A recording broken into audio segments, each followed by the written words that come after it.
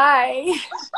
This is the first time I've hosted one myself, so I was really nervous that I wasn't going to be able to get the feed right. But anyway, we're here together. You look gorgeous. I did it. You know what? If we ended the live now, I feel successful. I feel like we did it. We're accomplished. I was sitting here thinking about you. I was doing a little prayer. I was like, what do our friends at home need to know about Angi that I can share that isn't already obvious? Because anybody can go to your website, which is Angi.com, angifletcher.com. And it's Angi5, Angi5.com. Well, there you go. Thank you. It's in my bio on my Instagram. I noticed that on there you have lots of, tools and recipes. You have a toolbox and your blog, of course, like that. So most people can go and check that out. But I know a different Angi from our conversations and just from watching you. I've been such an avid follower on Instagram because we have a lot of the biohacks that we share, things that we do together. And I was just so happy to find somebody that had been researching some of the kind of energy tools that I've been looking at. And one of the things I love when I was looking through your bio and some of the things that we've said along the way is that you turned your pain into purpose and your mess into a message. And I just think that is such a beautiful saying, because not a saying, but it's an actual being, because that's what I see you do. You're so generous with everybody. And I know you've got 3 kids and we have a lot in common in the sense that, we have a 17-year-old and we had our last child at 40, but a generation apart because I'm 15 years older than you. So welcome. Thank you. And I just wanted to sort of ask a couple of questions because like I watch you and I see we're in different, as you would call it, seasons of our lives. The things that I do in my life now, you're doing with 3 kids. I wish I was as involved as I was. Well, just sort of things like the care that you take with your health and wellness, the time that you spend sharing your message with other people. You're running your business, you have your kids, you're looking after your body, you're looking after your emotional fitness, your spiritual fitness. And I guess we're sort of on the same path in many ways, but we're a generation apart. So I know a lot of the people that follow me are your age and they've got kids and they say, how does she do it all? And so I don't know how you do it all either. So sometimes quickly, sometimes slowly, I'm sure. Yeah, no, it's not a doing it all at all. I mean, you get texts from me in the middle of the night being like, help, I can't do it. I'm having a breakdown. I absolutely don't do it all. I try to practice what I preach, and which is just do what you can in the season that you're in. Yeah. And I think you're the same as me with the empath part of wanting to do more, constantly wanting to do more. And not more for ourselves, but more for like knowing everything that we've been through, wanting to share more. So that's, I think, where the overwhelm comes in for me is I know that I've been through what I've been through for a purpose. And I feel like I have such a short window here on earth. The older I get, the more like I have this urgency to share what I've been through and to share my tools, because I know that it's so helpful and I just want to help more people however I can. And that's where a lot of my anxiety comes in, or a lot of my urgency of just like, okay, I want to be on Instagram 24/7. Okay, I want to interview this person. I want to be on with this person. I want to share this tool and that tool. Yeah. And then I end up having a breakdown in the middle of the night and texting you. But and what it's really about is about quality, not necessarily quantity. And I know you always tell me that, yeah. And you do quality and quantity, believe me, because I learned so much from you. And you cut out a lot of, because you really research, you try things yourself, and often if I don't know about something, I'll call you and I'll say, what about this product, or how about this concept? And you've been there, and between you and Arlen, you've researched, and I'm sure it wasn't always in this season right now, Arlen's doing a lot of the research because I told him, I was like, I'm happy to be the guinea pig. Yeah. I'm happy to try it on my own, because we've talked about this too, where I'm not really the brain of, oh, let me dig into the whole medical manuscript on this and let me see every single detail. I'm much more, you tell me the stove is hot, but I need to touch it to feel if it's hot for me. Like, I'm that person. So I'm a good team with Arlen, because he's more of the, oh no, someone told me the stove is hot. Why would I touch the stove? Someone told me that it's hot, so I'm just going to not touch the stove. So I have a very, very good teammate, and I wouldn't be doing anything that I am if I didn't have him doing the full, like, scientific backed research. And because everything you guys talk about, I know through my doctors. So I'm always surprised to see another woman who says, you know, whether it's, you know, Zach Bush's ion, which I was like, I can't believe that she knows about this, and you knew about this. I know Arlen was taking it 4 years ago, and while I was pregnant, he was like, babe, just take this. And I was like, okay. I mean, I trust him implicitly, because I know that he's done his research, and he tells me to take it, and I take it. And I'm happy to share, because I have the platform to share. But and you do share. Tell us a little bit about and you've got such a beautiful story, and I'm sure at one stage you're going to write a book. So we can't do that all on Instagram, but just tell us a little bit about where you came from, you know, what it was like, what happened, and where you are now. I mean, it's hard to describe. Like you said, I am in the process of writing a book, and I'm so excited to have that as a tool to share with people, because when I get asked daily, as I'm sure you do, of where do you start? Where do I start on this health journey? Like you said, you started at 50, right? Like kind of the major biohacking part of your wellness? Yeah, around about 50. I mean, always, we started young because of our business. Okay, we were both models. You were acting. Had young children. You had a baby young. Yeah. So I think we were always interested in wellness then. But at that time, as we mentioned the other day, it was like, okay, so I eat right and I do exercise and I don't get too much sun. And I, you know, at that time I was doing everything else, whether it was drinking, drugging, whatever you were doing at that point. Oh, but, yeah. You know, for me, wellness was just that. Now we live in a different time, and we have to have other considerations. And so it has evolved. For me, it's been since really when I turned 50, and my body just was like, I didn't understand what, like, nothing seemed to work. I couldn't rely on what worked in the past doesn't work now. Yeah.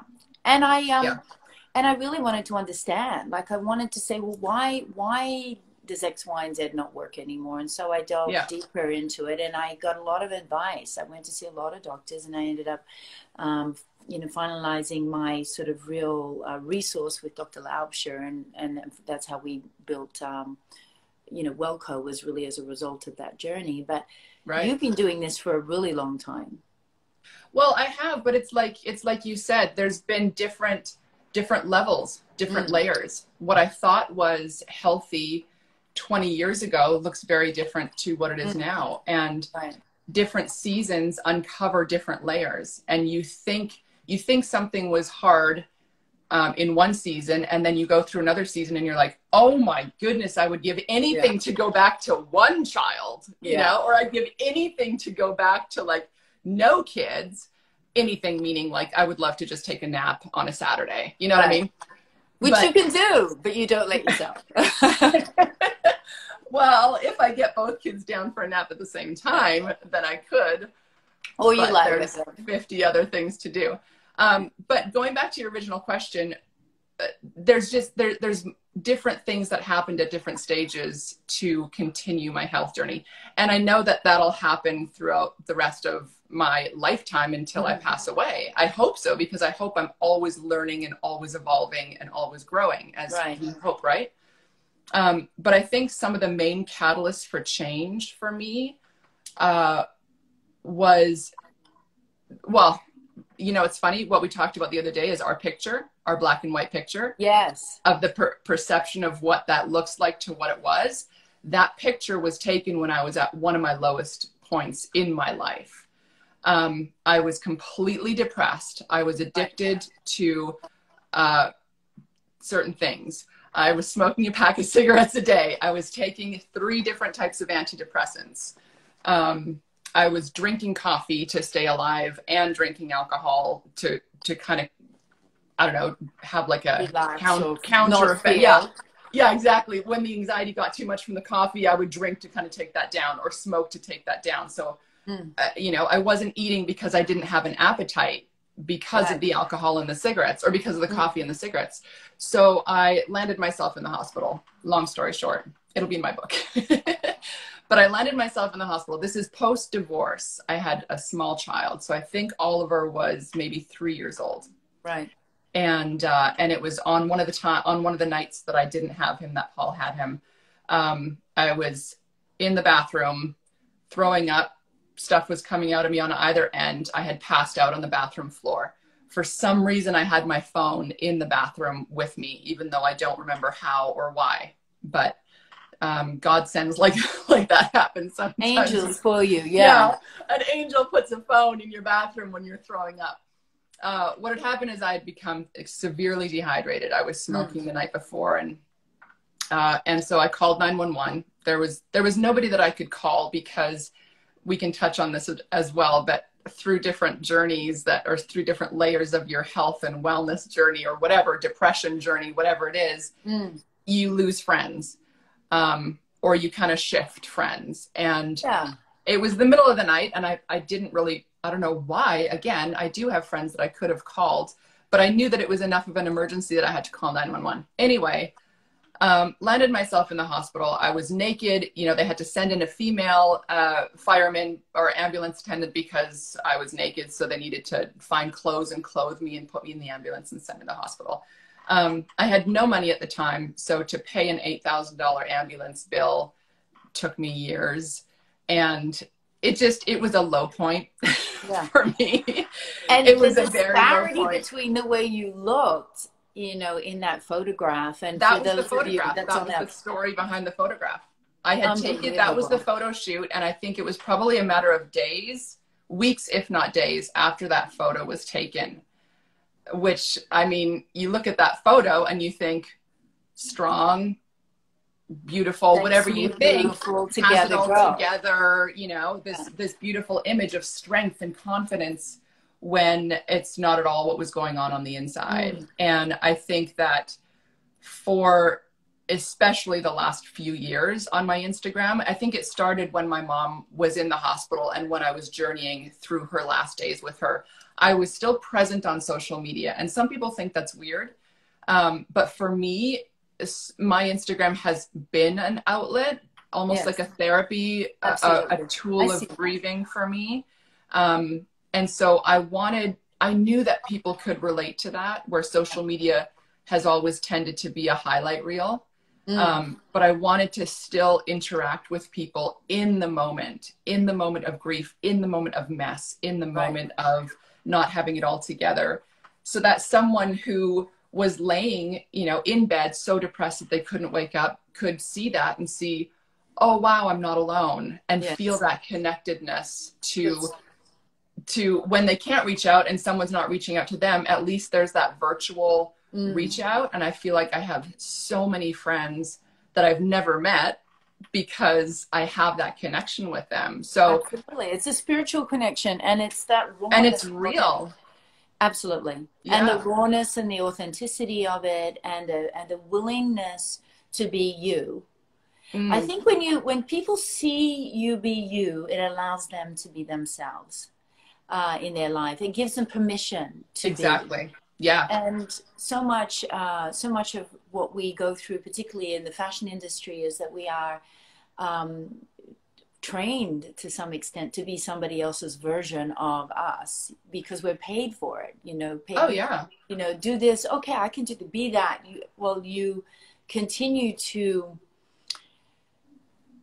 perform because that's how we make our living. And it's very rare that you get to see somebody like you are. Like, I've constantly seen you be you in all moments of your day. And and that authenticity is what I find so beautiful. You know, it's that real beauty. I mean, I see that picture of you. I love your body there. I love the way you looked. And I'm sure if you took that photograph today and you put them side by side, you'd look exactly the same on the outside. Strong, beautiful together, sexy. But the inside. That was before 2 kids in my 40s. You look the same to me. They wouldn't look the same. You look exactly the same to me. To you, because that's your perception. You look exactly the same to me, and you would say that you don't look the same. Yeah. Well, I don't want. Well, we have to evolve. You know, that is the beauty of no, for sure. Is evolution. For sure. Evolving the way we look, the way we feel, the way we dress, the way we communicate with each other, the choices that we make. Oh yeah. And it is just a journey. And I think both of us are very similar in the sense that we really want to help empower people on their wellness journey so that they can feel like they're in the driver's seat of their journey, that they are not, that life is not happening to them, but through them, that they can, you know, share their true inner beauty, their uniqueness with the outside world, and the world becomes a better place because they are feeling courageous and strong and capable, and sometimes not, and that's okay. Yeah, there's grace to cover that. I love what you said, because it's the more that you work on the inside, the more it shows on the outside, and someone can't take that inside away from you. That's, you know, the more you work on this, on the inner strength, on the inner health, it doesn't matter if you get in a car accident. It doesn't matter if you get cancer. It doesn't matter. No, don't say that. You. It happens all day long. It happens to everybody all day long. And it could very well happen to you. The more you work on your inner strength and the reason why you're waking up in the morning, the reason why you're wanting to show up to the world, then it doesn't matter what happens on the outside. This is all just a total bonus to something that's shining through you on the inside. Well, yeah, but not only is it a total bonus, is it? I do think that our, you know, when we balance our inner and outer beauty, that's where we find the true charisma that exudes from us. It is that balance. So it's not like it's all just, you know, it really doesn't matter what the outside looks, because we both know that that's not true. But absolutely, I know that if we nurture ourselves with great nutrition, with prayer, with meditation, with sunshine, with love, with laughter. And I think getting nutrition right is very difficult, you know, for all of us. And that's how one of the reasons that I wanted to start Wellco was because I realized that finding the right supplements was really difficult, and finding a combination of ingredients of supplements was really difficult. And I wanted it to be more simple. I wanted a simple program that had delivered incredible benefits. And, you know, that was I love that. Yeah. The foundation of Wellco. And then because of that, my skin changed, my hair changed, my body changed, my aura changed, because I felt more capable, more alive, more able to do the things that I wanted to do in my life. So as and the net result was that in a way I felt more beautiful and looked more beautiful, and also because I was well. Oh, exactly.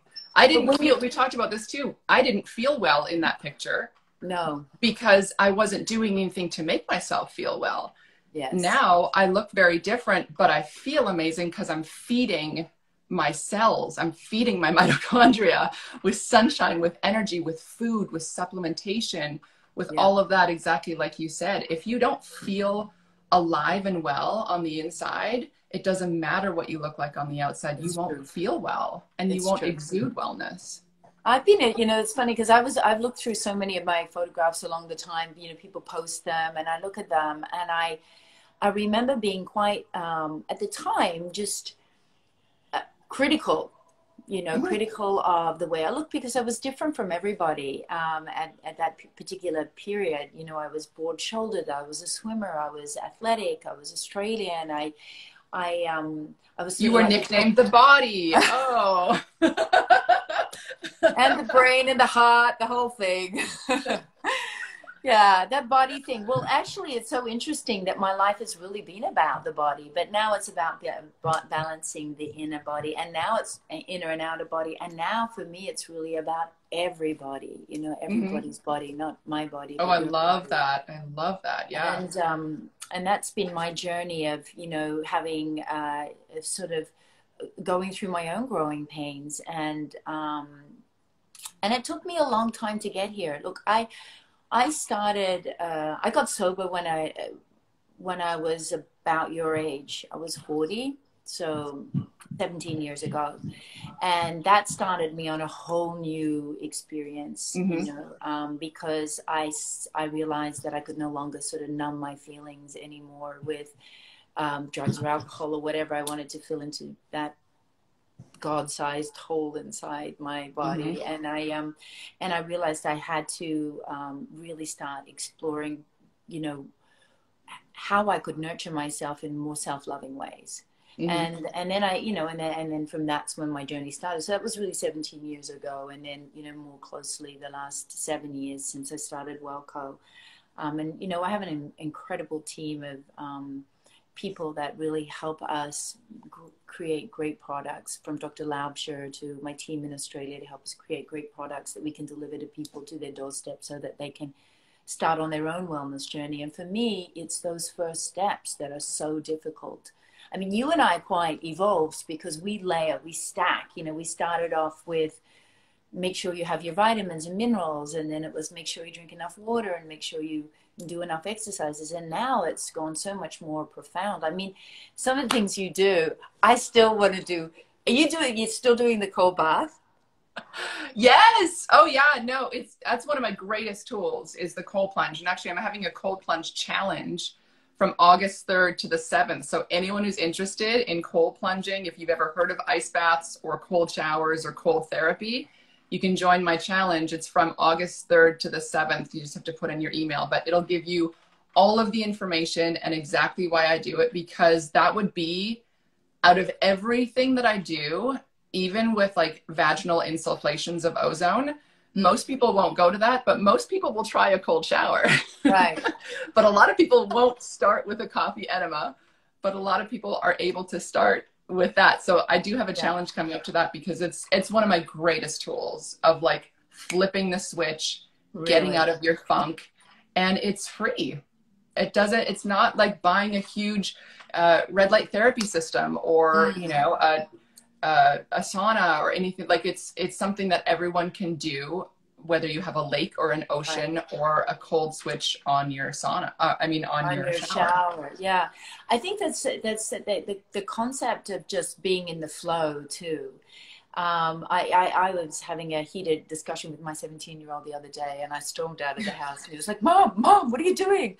And I just got into the swimming pool, and he said, what are you doing? I was like, I'm so hot right now that Yeah. I just need to cool off, and I have to do it physically Yeah. because emotionally I'm so stirred. I mean, I funny thing for you, it's the cold plunge. For me, it's the infrared sauna. I have the Yeah. Therasage, tent sauna. We both have that sauna. I mean, that's Yeah. I because love for that. me, I without a doubt that has been one of my greatest healing tools, along with starting every day with the super elixir with my greens, 2 teaspoons in water. It's so simple, and it is the foundation of my day. But that's from a nutritional perspective. Yeah. There's a multi-therapeutic approach. You Yeah, don't just do one thing.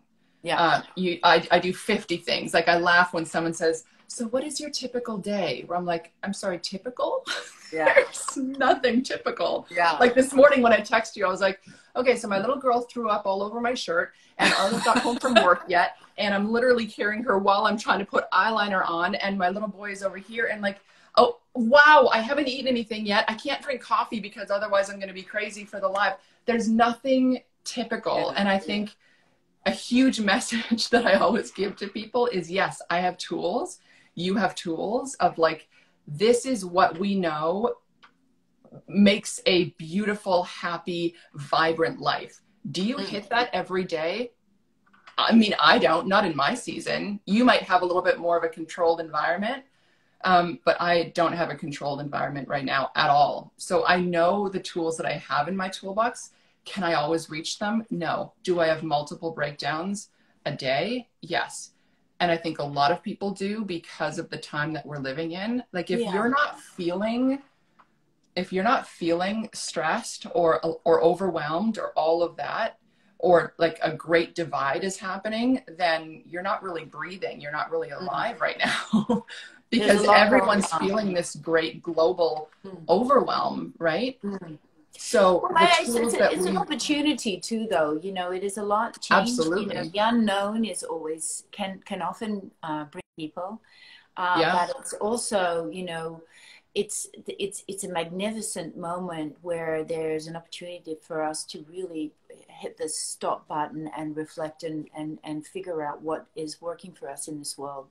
Everywhere we're seeing it in politics, yeah, and what's not working. Wherever we are, we're seeing this opportunity for us to question so much in our lives and the things that we just sort of taken for granted, and the securities that we had, perhaps, or perceived securities, are no longer as stable, and that's fantastic because it really gives us an opportunity to look and say, well, is that my truth? Is this what I believe in? And what can I manage in my life? And so for me, one of the things that I've been saying to people that is so important right now, especially when there's concerns about COVID, for example, for me, it's about making sure that the thing you do have control of is your immune system.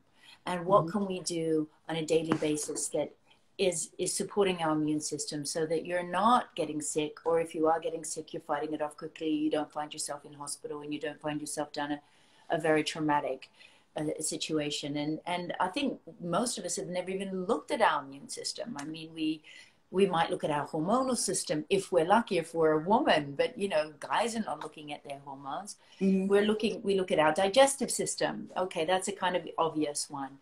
But our immune system is so complex, and it is the foundation of everything in our bodies. And it's what gives us the strength to fight off everything, really, and sleep well, and be emotionally more stable. And so for me, my immune system is vitamin D, sunshine, vitamin C, and I take a lot of vitamin C on top of my own greens, and my own immune boost for Wellco's greens, Wellco's immune boost. I take vitamin A. I do the hot and cold in the sense that I do the steam and a cold shower afterwards. Dry brushing, I think, is really important for your lymphatic system. Oh, I love dry brushing. Me too. It feels so good, but I forget. I don't even know why I forget, because it's such a great, a great tool.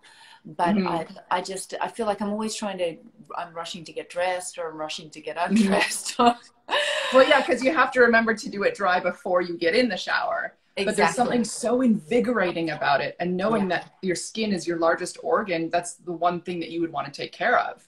Yeah. And getting off that dry skin and just getting that lymphatic system moving, like there's so many incredible tools and incredible things to. And when you get your lymphatic system moving, it's sort of like you get everything else. When you feel alive on the outside, you also feel alive on the inside. Oh, you know what? I'm so jealous of the massages that you get. You post about these amazing tummy lymphatic system. Oh. You wouldn't be jealous if you. I mean, first of all, Sheila is. I've never met anybody like her. Her system. She's in Miami. Yeah, she's in Miami, and she doesn't travel because she's got so many patients here, and especially at the moment. She goes to LA from time to time. When she's there next, I'll let you know. Well, I'll come to you. I'll bring the kids and come to you. You can babysit for me, and I'll get a massage. But I call her Lady Torturer because it hurts so much. Okay, so it's like she has like these suction cups, and she starts on the bottom of your legs and she works up your whole body. And for me, it's nothing. I'm not in a bikini and showing off my abs. If you always see those pictures of the abs, I think it's because that's the thing that people relate to the most. I do it because I know the lymphatic system is like the sewage of the body. I need to keep it moving. And I think as you mature, your body lymphatic system slows down. Now, I do stuff like I get on the trampoline. I have a vibro machine, and I do other things for my lymph system. But she's magical. And Yeah. it's not about vanity. It's really about health.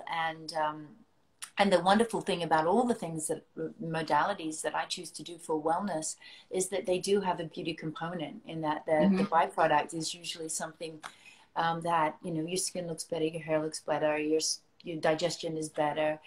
And so that's what keeps me motivated to keep doing things, because I'm feeling good and I'm looking good. And yeah, those two things go hand in hand for me as well.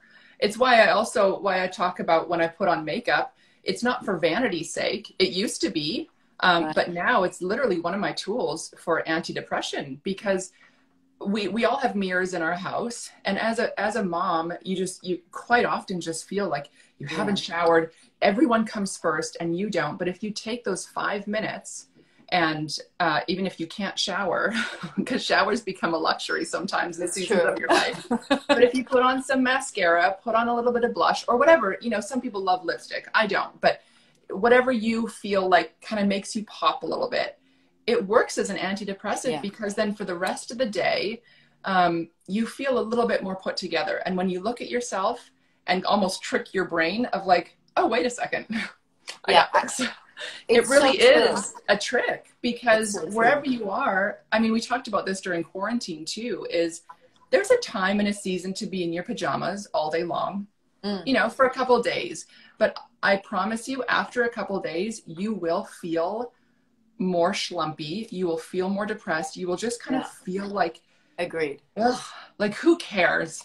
You know, I don't really care.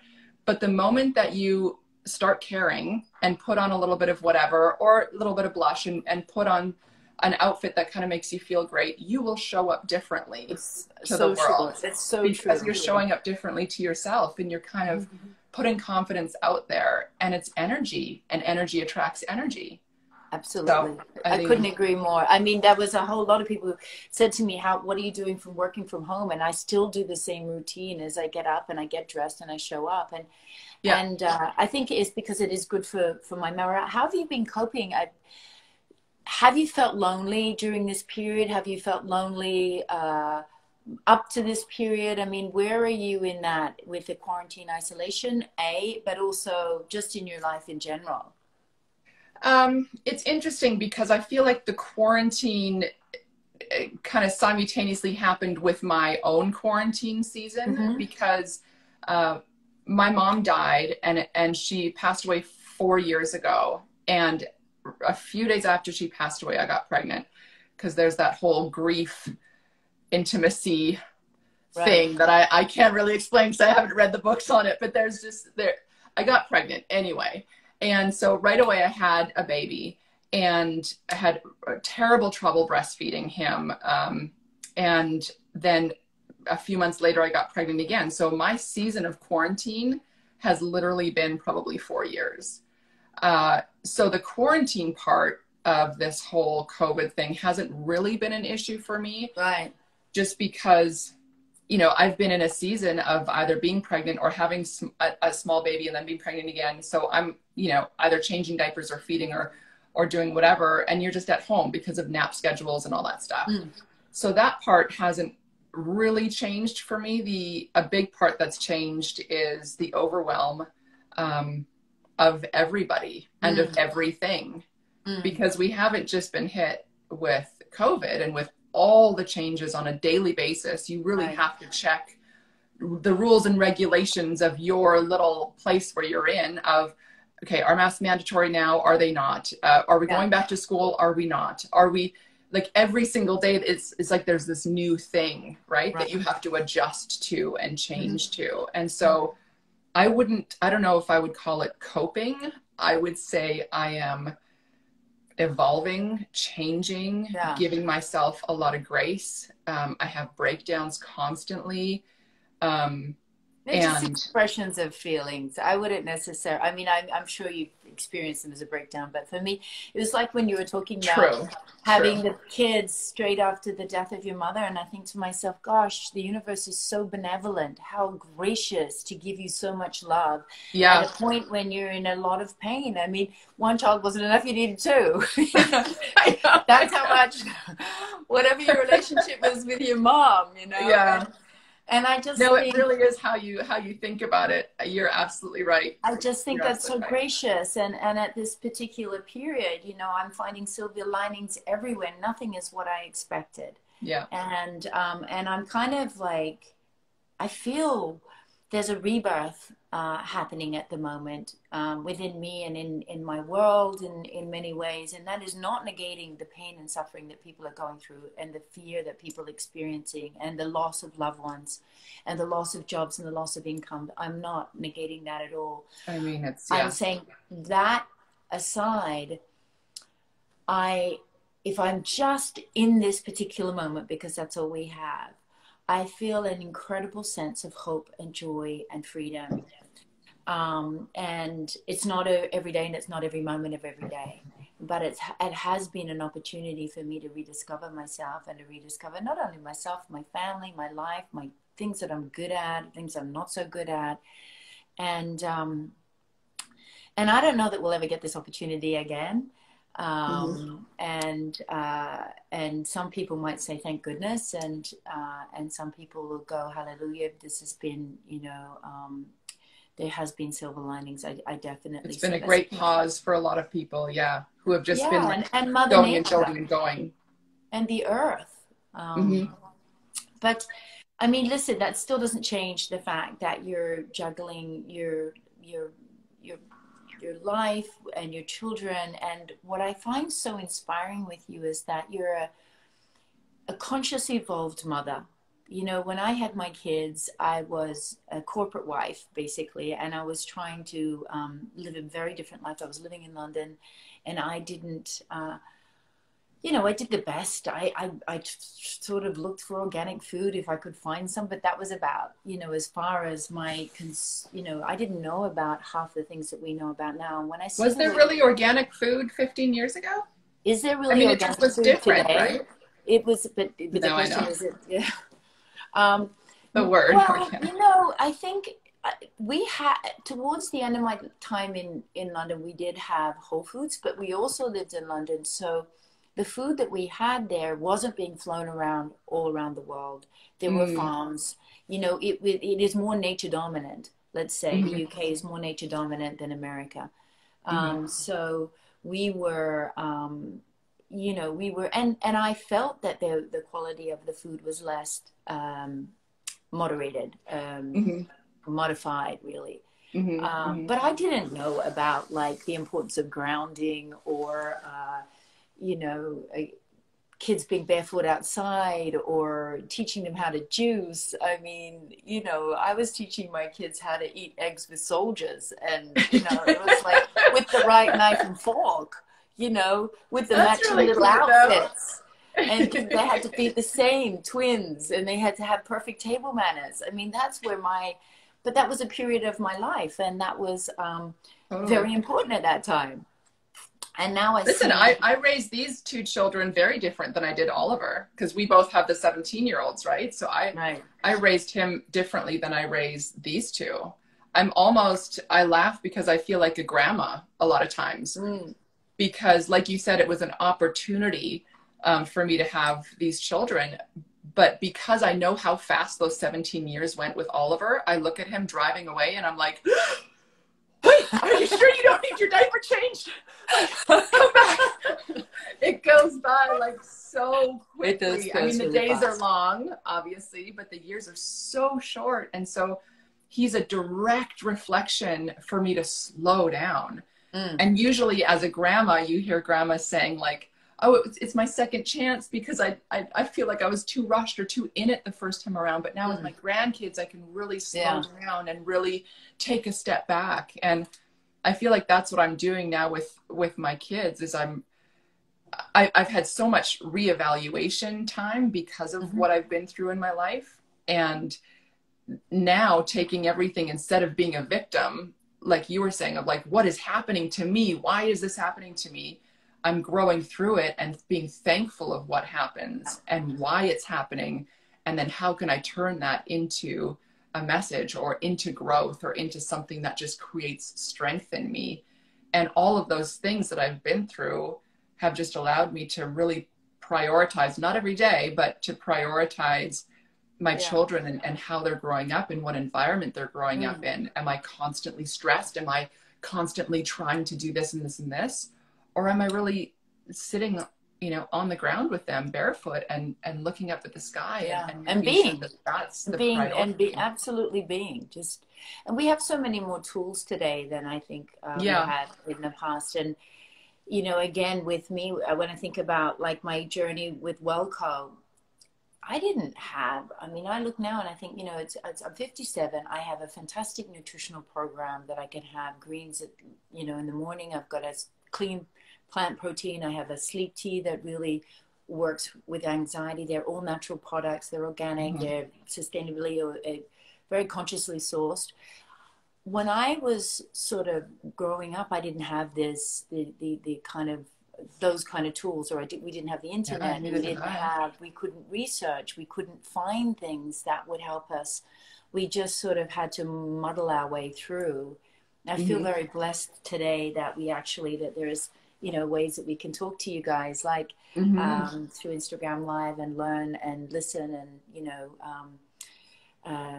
identify with other women and men who are speaking their truth and talking about what worked for them in their life, because that's how we learn. I think we learn by two ways. We learn through listening, but we also learn through trying what works for you, and what works for me may not work for you, but at least if I see you do it.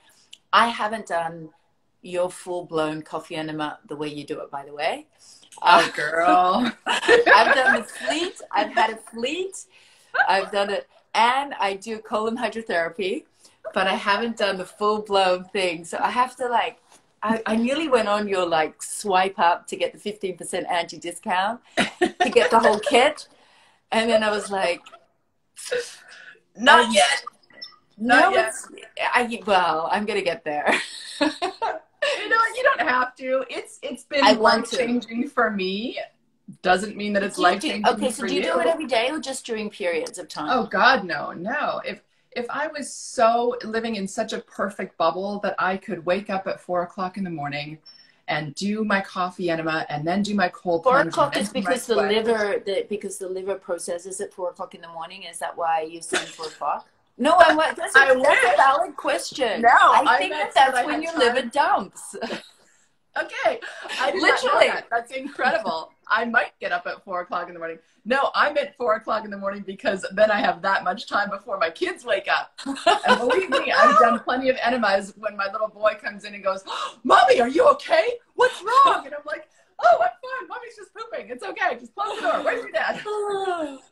So, no, but that's very, very interesting. And I think I will get up at 4 in the morning. I think there's something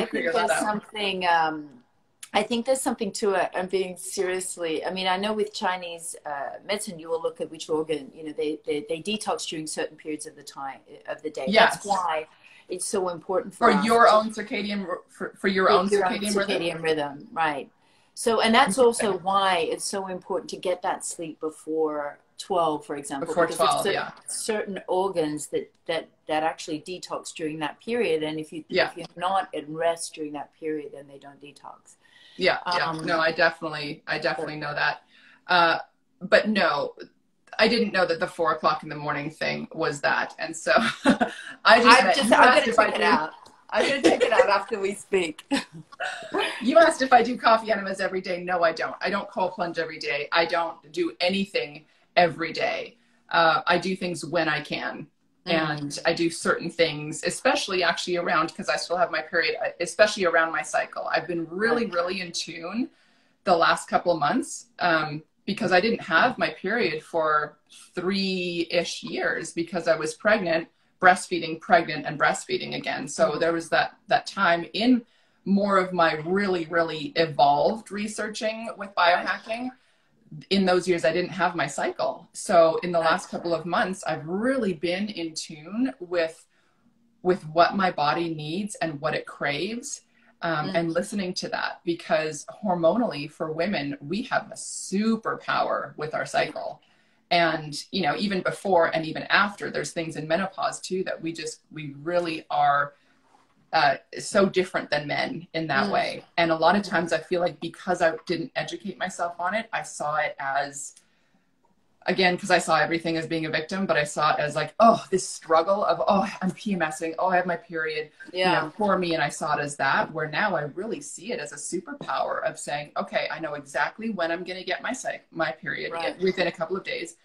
But I have it written on my calendar. In Ireland, actually, we have like a group calendar on our desk where he knows when I'm going to get it, because then he knows the days before, or like usually a window before, where certain things will be more triggering and certain things are, I'll be craving different things. And so I really do a lot of my therapies in a season of my cycle. And it's been really rewarding because it doesn't surprise me, and I'm not reaching for the chocolate thinking, oh, why am I craving chocolate? And like going into this spiral of like this shame and guilt self-punishment. Yeah, which is so easy to fall into, where now I'm like, oh, well, of course I'm craving this, or of course I'm feeling this more strongly because of this and because of the moon, and just different energy cycles that are so real and so quantifiable and scientific based instead of just feeling. I really know the difference now, and education and knowledge is power, and it gives me more of a sense of control instead of feeling completely out of control, which, especially with everything that's going on in the world right now, there's 50 things that you could focus on and it would be the most important thing to focus on. But there's 50 of them. And when you're in a season that you feel out of control as it is, because you never know when one's pooping and you have to potty train the other one, and this one needs cucumbers and the other one wants pretzels, like, you know, everything is just so chaotic that when you do have certain things that you know, okay, this and this and this, it does help. Yeah, I found, you know, being in allowance and being in command has really helped me in my life journey too. And that means allowing myself to feel what I'm feeling, allow myself to try things, allow myself to not get it right all the time. And allowing yourself to mess up is so powerful. Yeah, because it's never really messing up. No, exactly. Learning.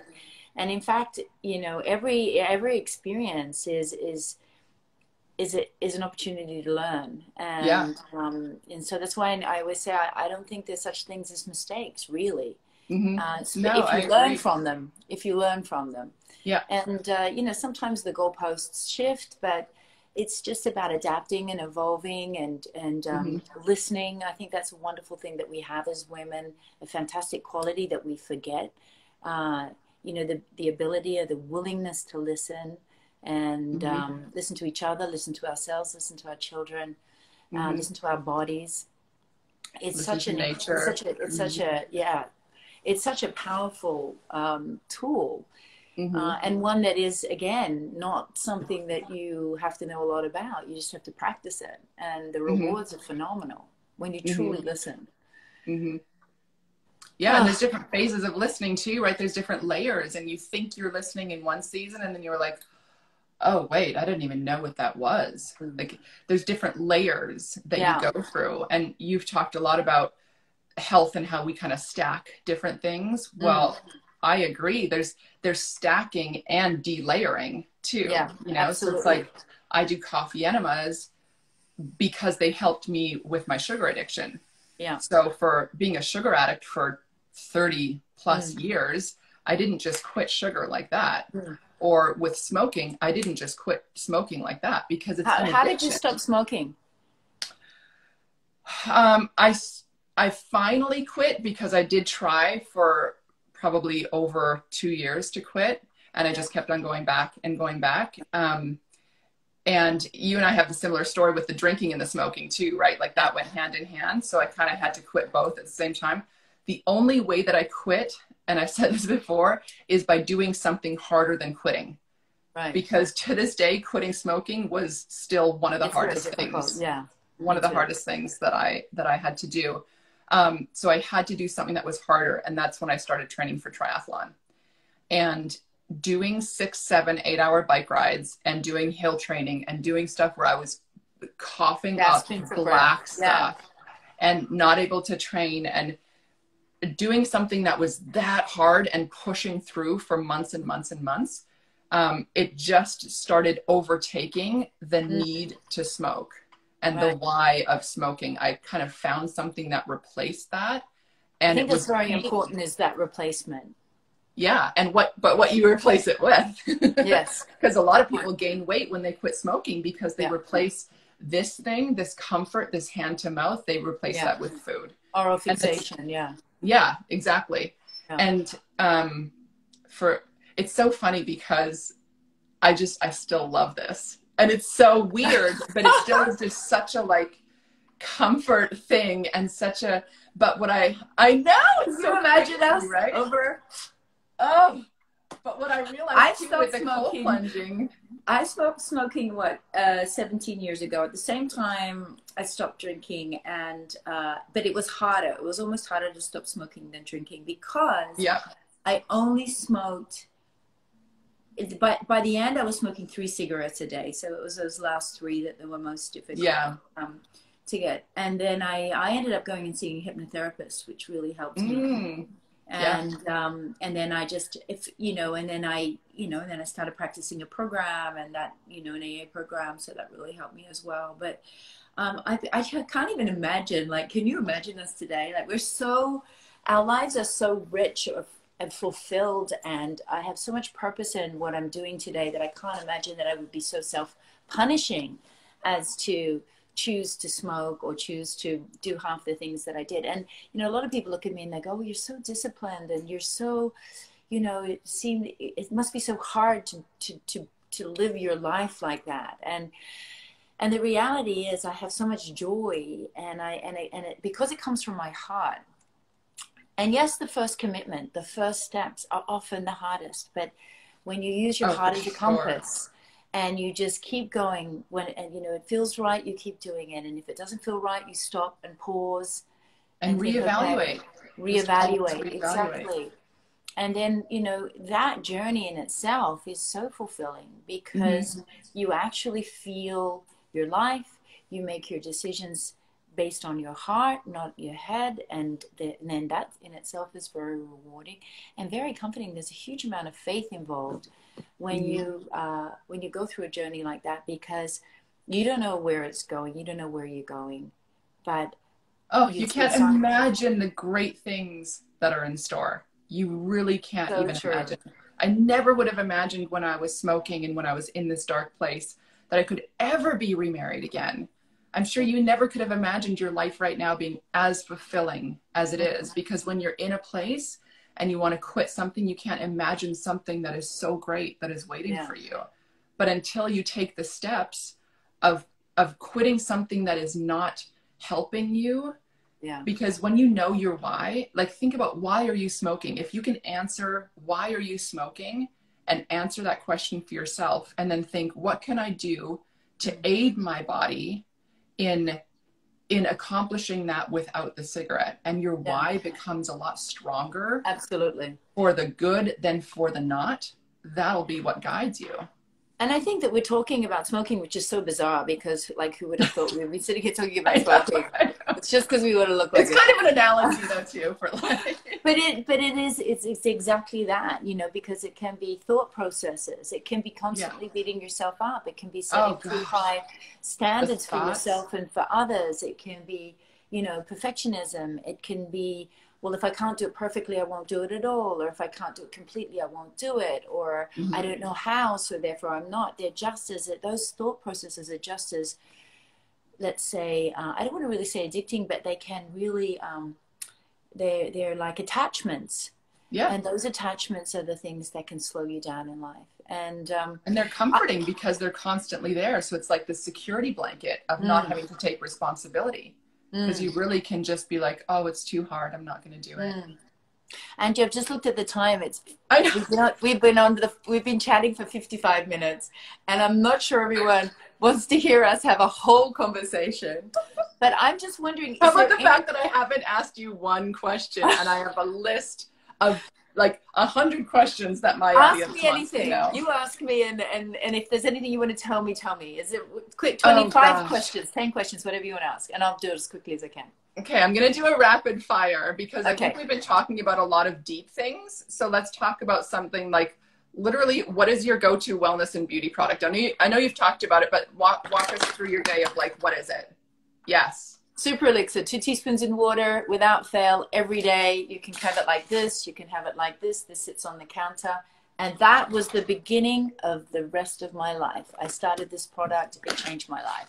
So that's my. And can you just tell me really quick, because you told me this before, but the testing that's gone through this for heavy metals is top shelf. Like this is. We have done, I mean, you know what it's like, and particularly in California with Prop 65, I think we have one ingredient in there that we're still working on, but it is, you know, it's well, you know, all in Australia, our testing is very, very profound as well. So, you know, and we're a global business, so we need to really look at it. The quality is the best. Yeah.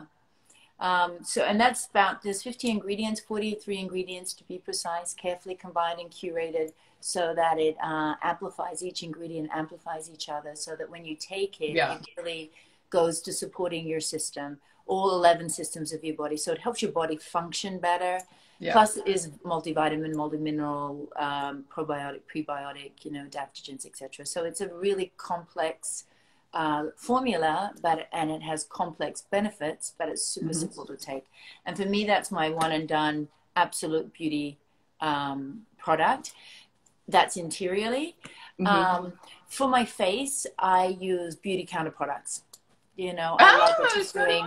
Yeah, I love what she's doing. Greg Renfrew's amazing, and I think she's really pioneering the fact that the beauty companies need to be accountable for what they're putting in their products, and that we need to be educated, that we know what we're putting on our bodies, because we think we're putting on things that are safe, and often they're really not. And it shows. It may not show when you're 20, but when you're 40, 50, 60, and you suddenly see that accumulation of mica, for example, or heavy metals, or talcum powder that are used in a lot of these products, parabens, etc. So I think she's doing because you start to realize that what you put on your skin doesn't just stay on your skin. It goes inside. And then what you put inside doesn't just stay inside. It comes out. What a great way of saying it.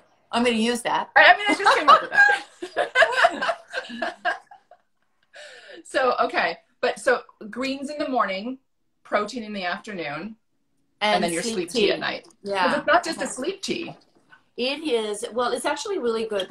It's got hops, skullcap valerian. It smells like, that's the valerian. But it works so well. It's great for anxiety as well. So you could take this in the afternoon or in the morning if you're just feeling really anxious. I put mine with I have a very low glycemic honey that I get from the market here. So I like to put a bit of honey in it, and I take that tea at night. And because sleep is so important, I've become a bit of a sleep, having a renaissance with sleep. You know, I used to love the fact that I didn't sleep, and except for when it was 5 o'clock in the morning and I'd hear the birds chirping and I was only going to bed. Then I was there you are. Oh my gosh. We out-talked IG stories, Angie. We promised we wouldn't do that. Oh my goodness. Oh, okay. Well, we're here now. We're leaving people on a cliffhanger. So thank you.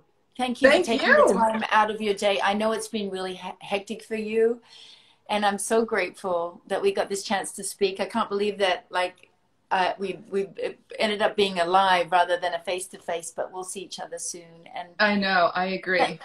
Thanks so much for sharing your love and your story. And let's do it again. We have to do Thriving to Survive, Survivors to Thrive, Part 2. I mean, there's still, what I love about it is that there's always something to talk about, right? Because something happens that changes every single day, and something that worked yesterday doesn't work today, or it might not work. And there's just this constant evolution and constant growing. And I love what constant growth and depth. You know, it's sort of expansion, and it's also this kind of expansion within as well. So inward, yeah. I love you. I appreciate your time so much. Thank you. Big kiss. Yes. Bye.